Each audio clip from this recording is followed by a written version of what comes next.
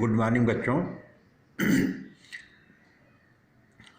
आज हम लोग अपने परिसर अध्ययन भाग 2 के पाठ 15 एक अपूर्व समारोह नामक पाठ का अध्ययन करेंगे।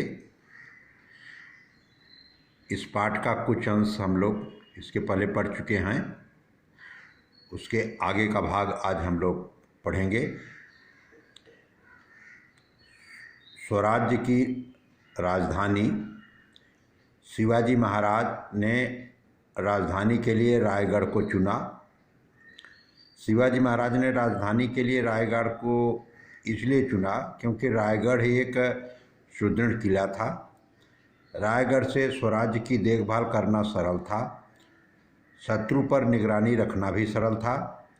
शिवाजी महाराज ने चिपलूण जाकर अपनी सेना का निरीक्षण किया।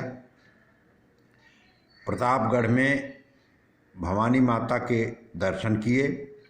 बड़े भक्ति भाव से उन्हें सोने का छत्र अर्पित किया। अब बच्चों हम लोग देखेंगे कि शिवाजी महाराज राज्याभिषेक की तैयारी किस तरह से किए।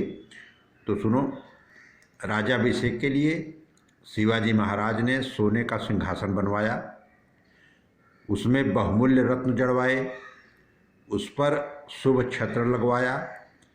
राजा, रजवाड़े, विद्वान, ब्राह्मण, दरबार के सरदार और कारीगर आदि लोगों को निमंत्रण भेजे।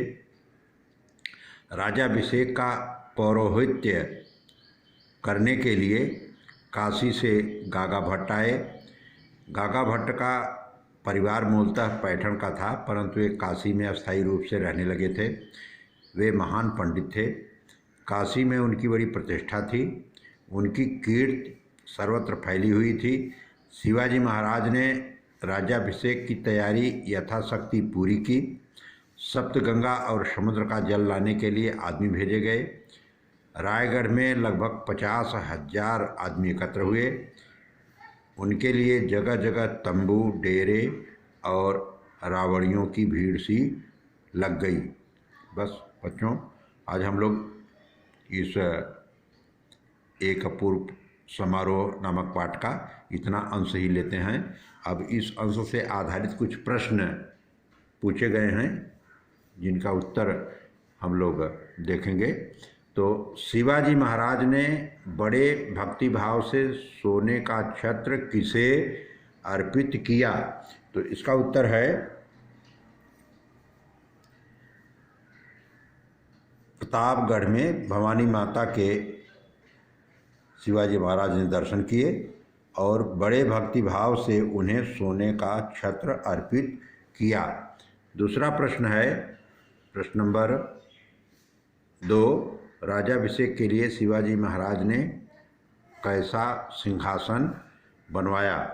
तो बच्चों इसका उत्तर है राज्याभिषेक के लिए शिवाजी महाराज ने सोने का सिंहासन बनवाया, उसमें बहुमूल्य रत्न जड़वाए।